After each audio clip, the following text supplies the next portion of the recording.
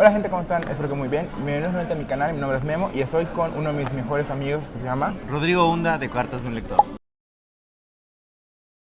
que además es el autor de dos libros, que el primero es El libro de los libros, y el segundo es, cuando vi a la muerte prestar su sombrero. que por cierto, muchas felicidades por la reimpresión. Muchas gracias, amigo, muchas gracias. Muy feliz, muy contento de esa noticia. Sé que cuánto lo mereces. Pues no pude ver tanto de la mano cuando trabajaste en este libro, pero conozco tu ética laboral, eso quería decir. Claro. Tu ética laboral y yo. Sí. Sí, o sea, sé cuánto trabajas en todo lo que haces. O sea, hemos sido amigos ya desde hace como 6, 7 años. Sí, aprox. Mínimo 6, porque esta es nuestra quinta fil juntos. Sí. Entonces, sé cuánto trabajas en todo lo que te importa y se nota en todo lo que haces. Bueno, para empezar, vamos a hablar un poquito acerca de este libro. Danos una sinopsis rápida para las personas que no lo han leído. Claro, pues prácticamente habla acerca de una parca que descubre sus emociones humanas y con eso se preocupa ahora por los designados que tiene que guiar al más allá. Si antes lo hacía con poca empatía porque nada más lo creía como una tarea, ahora se preocupa por hacer una transición mucho más pacífica. Pero eso lo va a llevar a las consecuencias normales que entran cuando uno siente, ¿no? La tristeza, la frustración, el enojo y todas esas emociones que forman parte de uno mismo. Creo que es un tema muy interesante acerca de lo que tocaste, sobre todo porque en México específicamente es un país que tiene la muerte muy cercana y sé que suena raro si no eres de México, Claro. pero creo que en México tenemos esta cercanía y cierto respeto ante la muerte. Tenemos el Día de los Muertos, al menos en Mérida no se llama el Día de los Muertos, se llama Hanal Pichán Ajá. y tiene como ciertos días específicos. ¿Y cómo ha sido tu relación con la muerte? Uy, pues realmente algo que he mencionado es que desde muy pequeño yo le tenía miedo. No soy ya una persona muy religiosa, pero cuando tenía 5 o 6 años recuerdo temer, no morir yo, sino que murieran mis seres queridos. Entonces me ponía a rezar media hora, una hora, mencionando todos los nombres de todos mis familiares para que murieran una vez que sean viejitos. La cosa es que conforme fui creciendo, ese miedo disminuyó tantito, fue haciéndose algo natural porque dije la muerte es inevitable, es algo que tenemos que entender. Pero después llega un punto en el que voy madurando un poco más y ese miedo regresa. No nada más por pensar que yo estoy creciendo, sino que mis papás también lo están haciendo. Y créeme, el tema de mis papás envejeciendo es un tema muy sensible para mí porque me llega a pegar bastante el saber que algún día los voy a perder porque es algo inevitable. Y también me pongo a pensar en mi hermana, en mi ahora esposa, en mis amigos. Entonces creo que el miedo de la muerte siempre va a permanecer entre nosotros. Es algo que tal vez en algún punto se camuflajee con otras emociones, pero siempre está ahí presente. Entonces no ha cambiado. Es que el miedo a la muerte es muy curioso, en aspecto psicológico.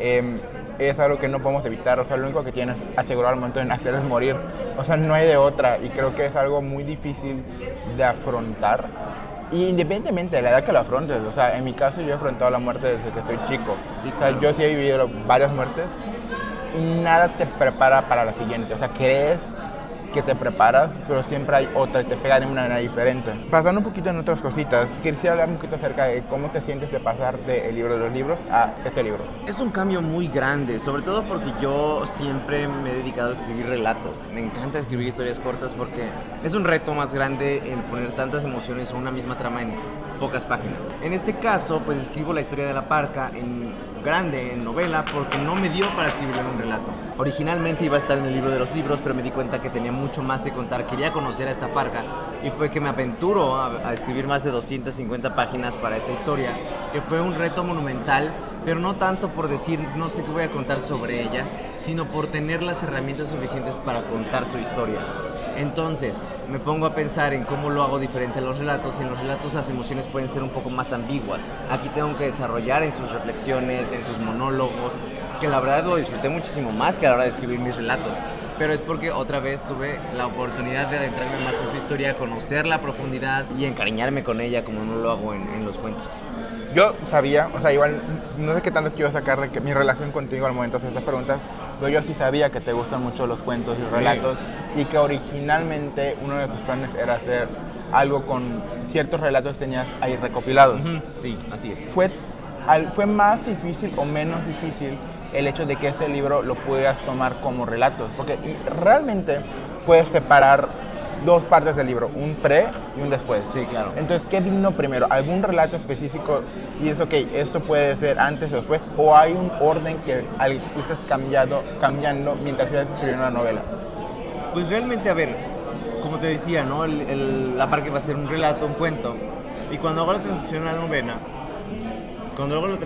novela, me doy cuenta de que todos mis relatos son muy parecidos en sí mismos. O sea, obviamente son historias distintas, pero tienen siempre el tema de la muerte. Siempre hay muerte en cada uno de los relatos, excepto en Misterio, que es el más infantil. El orden que se manejó para el libro de los libros fue un poco más para mantener al lector en vilo y seguir disfrutando de la historia. Aquí, cuando vi a la muerte presa de los sombreros, si te das cuenta, y lo han mencionado bastante, es que no es una novela en su enteridad. O sea, claro que sí, estamos abarcando la trama de Par, todo su arco, pero dentro de la novela tenemos mini historias, mini relatos, mini cuentos, que me encanta hacerlos porque otra vez es retomar mis inicios. Y a la hora de contar estas pequeñas historias, fue de ir averiguando cuál era el orden con base en cómo quería desarrollar a mi protagonista, ¿no? Entonces iniciamos con un personaje que está aceptando su muerte, y eso ayuda a que la transición de Par a convertirse en Parca fuera un poquito más amigable. Pero después vamos teniendo momentos un poco más duros para ella. En el caso de encariñarse con un señor que tiene Alzheimer, pero después tener que sufrir la pérdida de una pequeña.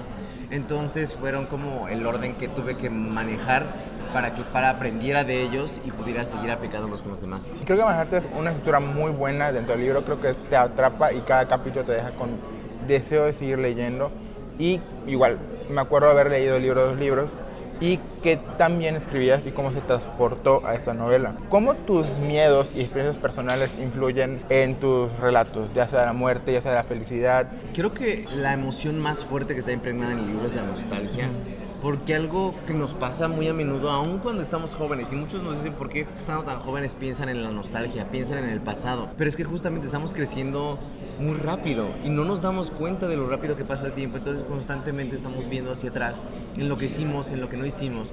Ayer que estábamos en la fiesta de TikTok, en un punto estaba sentado junto con Moni y estábamos escuchando música y viéndolos a todos bailar, y fue de esos momentos en los que uno dice, de verdad estamos jóvenes solo una vez en nuestras vidas, tenemos que aprovechar cada momento. Entonces la nostalgia es como el sentimiento más recurrente en la historia, pero fue una forma de meter todo lo que he sentido en mi vida, desde la tristeza de perder a una amistad, una ruptura amorosa, pero también ver a mis seres queridos perder a sus seres queridos.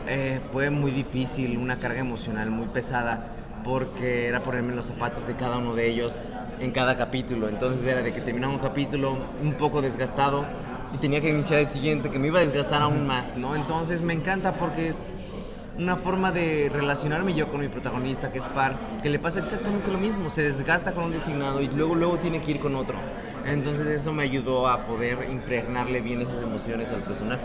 Y creo que habla mucho acerca de la humanidad. O sea, creo que Par empieza a encontrar justamente su humanidad dentro del libro, que es algo muy importante de tocar, porque creo que pudiste darle este lado humano a la muerte. Sí.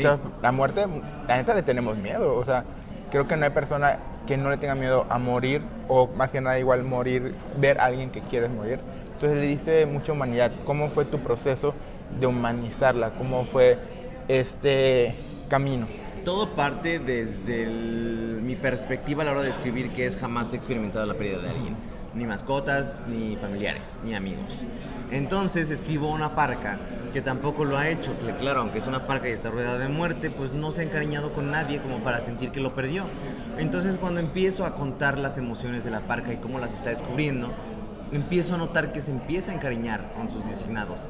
Y que lleva eso a yo encariñarme también con ellos, y que cuando tenga que llegar el momento en el que escribo su muerte, es perderlos y sentir esa pérdida también yo junto con Par. Entonces para mí lo más humano es justamente esa sensación de que no tienes control sobre lo que estás haciendo, pero aún así tienes que seguir haciéndolo. Creo que esa fue la forma más fácil de humanizar al personaje, porque los humanos cometemos muchos errores, los humanos siempre estamos ansiosos de conseguir algo, estamos temerosos a cometer errores y eso nos hace cometerlos mucho más. Entonces ponerle eso a la protagonista hizo que se sintiera todavía mucho más entrañable y conectara con los lectores.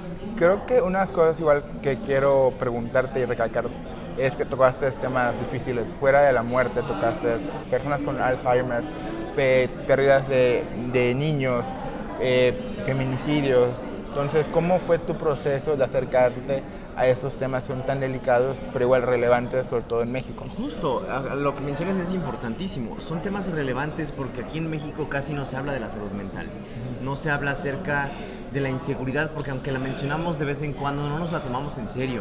Realmente es algo que no se hace, no se ha logrado un cambio en los últimos años sobre la inseguridad que existe aquí en México, ¿no?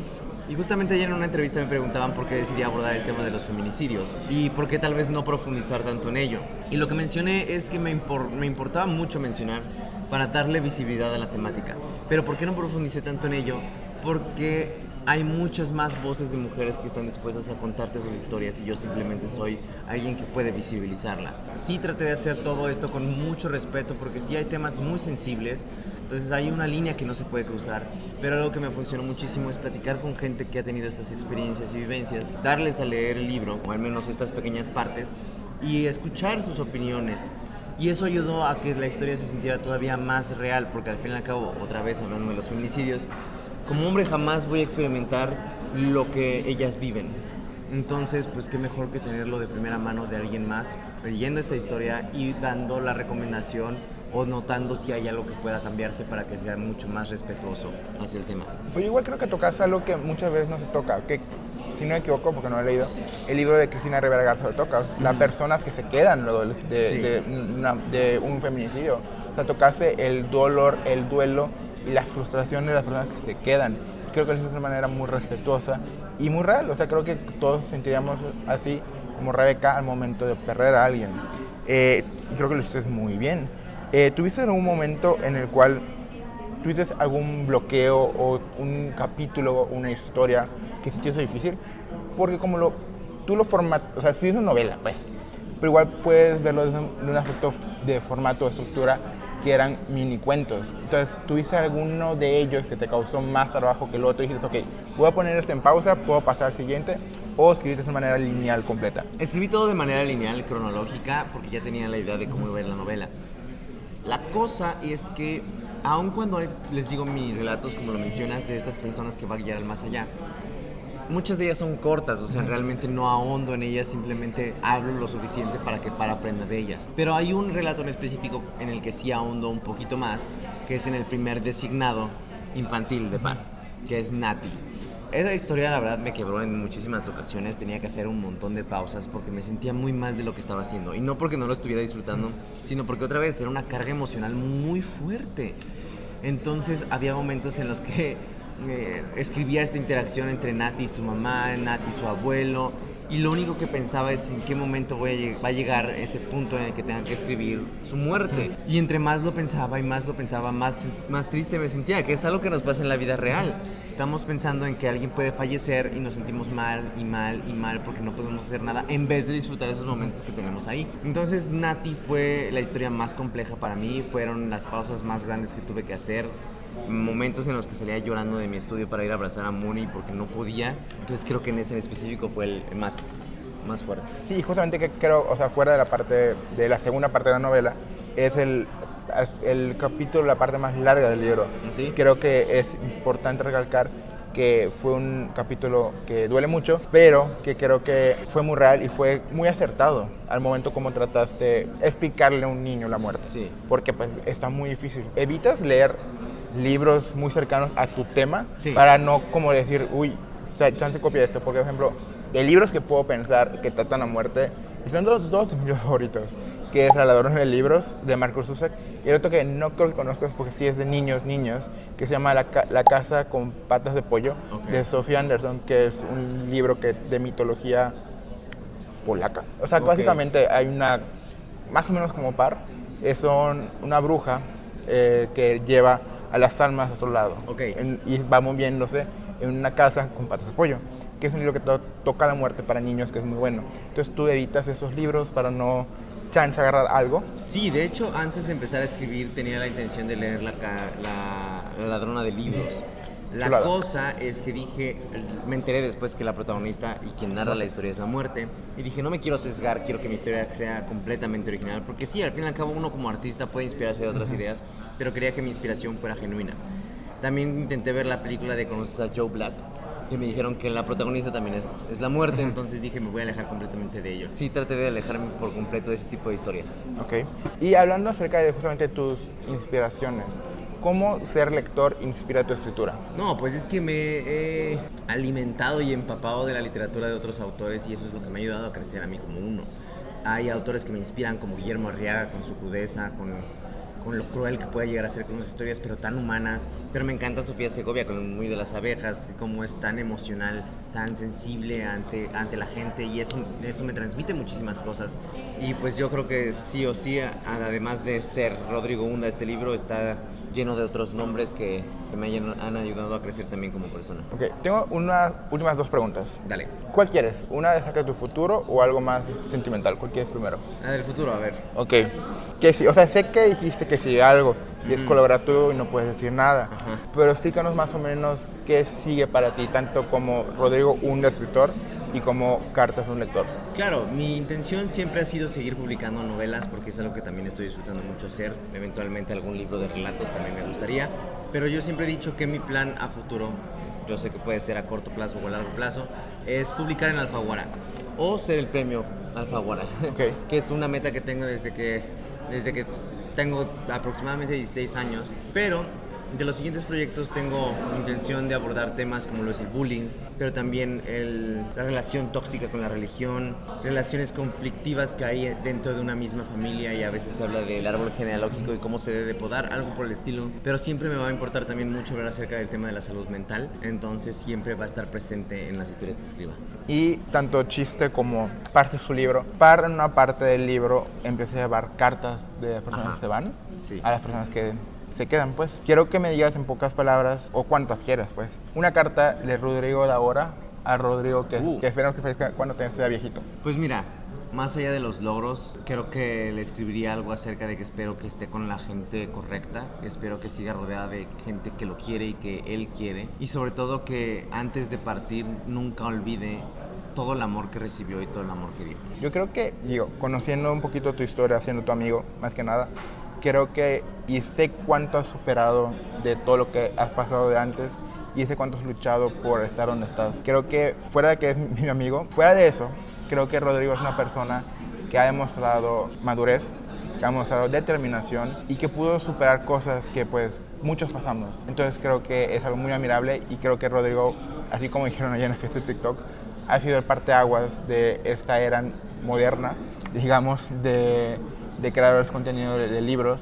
Y creo que me siento muy orgulloso de ser tu amigo y estoy muy orgulloso de ti porque creo que es algo muy bello. Lo que has hecho es algo que ha cambiado vidas, tanto cercanas a ti y personas que leen tus libros, que ven tu contenido. Creo que es algo muy bonito. Okay. Ay, muchas gracias, amigo. De verdad, no, siempre me entra este sentimiento de nostalgia de Rodrigo de hace 5 años que empezó a hacer contenido. Y justo ayer que estábamos en la fiesta de TikTok, algo que mencioné mucho es que, aunque esa noche me pidió TikTok representar a BookTok, hay muchísimos creadores que nos representan y que te hacen contenido increíble, incluyéndote, amigo. Entonces, pues ojalá que nunca se pierda esta bonita innovación que fueron las redes sociales para seguir promoviendo la lectura y que la gente encuentre un lugar seguro en ella. Yo pensé que decir nuestra amistad, pero bueno. También nuestra amistad. Que no se pierdan en redes sociales. Pero muchas gracias, Rodrigo, por este espacio. Y no se olviden conseguir el libro de Rodrigo. Cuando vi a la muerte perder su sombrero, que es un título muy largo y me cuesta mucho, es un poquito trabalenguas, en todas las librerías digitales y en físico. Muchas gracias y nos vemos. Adiós. Bye.